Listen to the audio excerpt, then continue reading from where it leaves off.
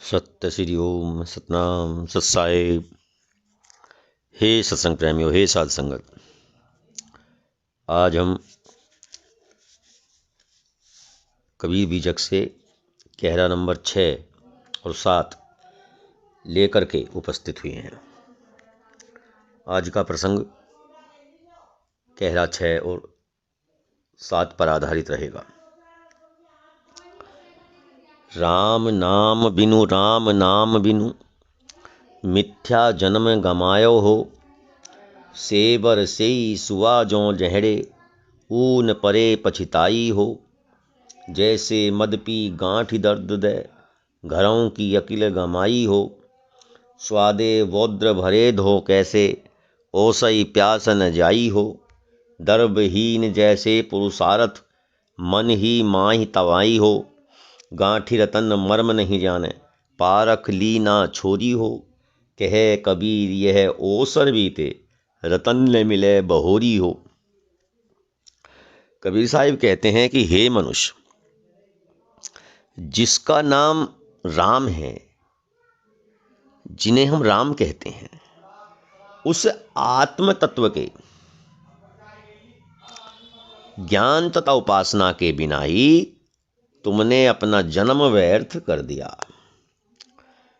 जिस आत्म तत्व का नाम राम है, तुम्हारा जन्म उसके ज्ञान और उपासना के लिए हुआ था और तुमने व्यर्थ ये जीवन गंवा दिया।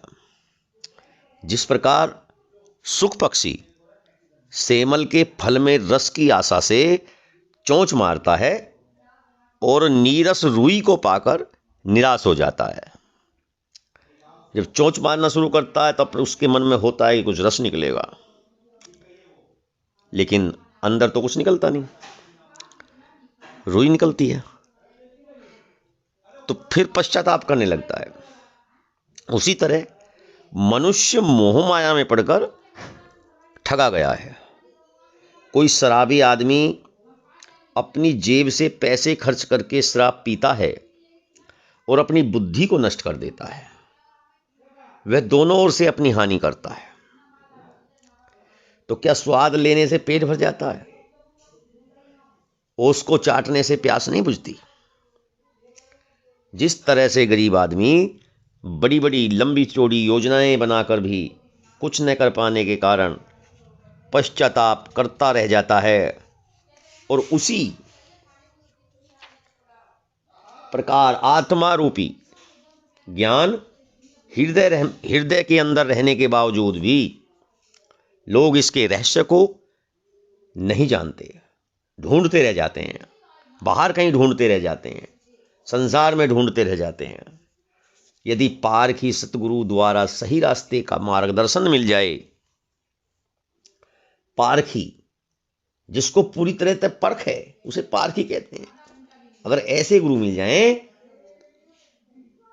तो ज्ञान तथा परीक्षा के द्वारा उसे परख लिया जाए तो समस्त जड़ ग्रंथियों से छुटकारा मिल सकता है। साहिब कहते हैं कि हे मानव, शीघ्र सावधान हो जाओ, नहीं तो मनुष्य जन्म का सुनहरा मौका हाथ से निकल जाएगा तथा स्ववश का यह राम रतन प्रवश हो जाएगा, अर्थात तुम उससे मिलने से विमुख हो जाओगे। तुम्हारा जीवन नष्ट हो जाएगा, तुम्हारे हाथ कुछ नहीं मिलेगा, सब कुछ खत्म हो जाएगा। ये अनमोल जीवन जो मिला है, ये ऐसे ही गंवा दिया जाएगा। कहरा 7। रहूं संभारे राम विचारे, कहता हो जे पुकारे हो। मूड मुड़ाए फूली के बैठे, मुद्रा पहरी मंजूसा हो। तेही ऊपर कछु छार लपेटे, भीतर भीतर घर मूसा हो। गांव वस्तु है गर्भ भारती, बाम काम हंकारा हो।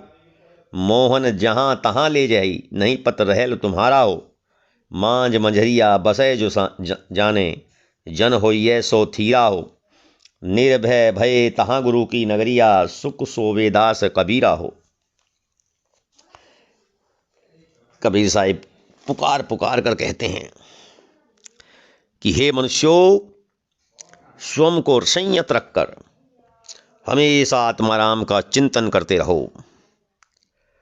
साधु सन्यासी बनने का ढोंग मत करो, क्योंकि जो लोग सिर के बालों को मुंडवाकर, कानों में कुंडल धारण कर, शरीर पर भस्म लपेटकर साधुत्व का ढोंग करते हैं तथा अहंकार से परिपूर्ण गुफा में जा बैठते हैं,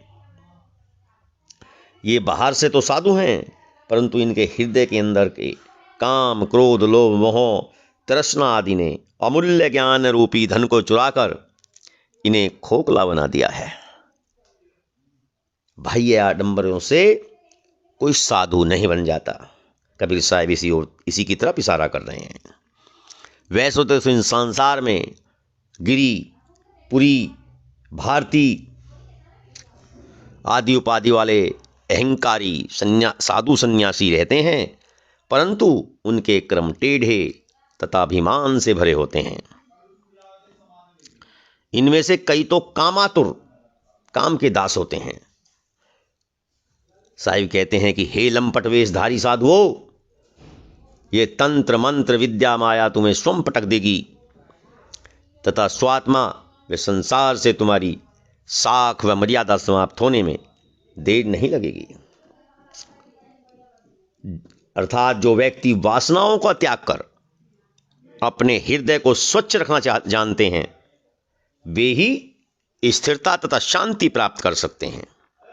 सद्गुरुओं का कथन है कि विनम्र बनकर कबीर तो समस्त वासनाओं का त्याग कर निर्भय हो गया है और अंतरात्मा की स्थिति में सुख से सो रहा है। निर्भय भय तह गुरु की नगरिया, सुख सोवे दास कबीरा हो। मैंने तो सब वासनाएं का त्याग कर दिया है, तो आप भी इसी तरह आत्माराम में रम जाइए और अपनी वासनाओं का त्याग कर करके सुख से अंतरात्मा की स्थिति में सो जाइए। तो आज का प्रसंग यहीं पर विराम लेते हैं। कल तक के लिए सत्य श्री ओम सतनाम।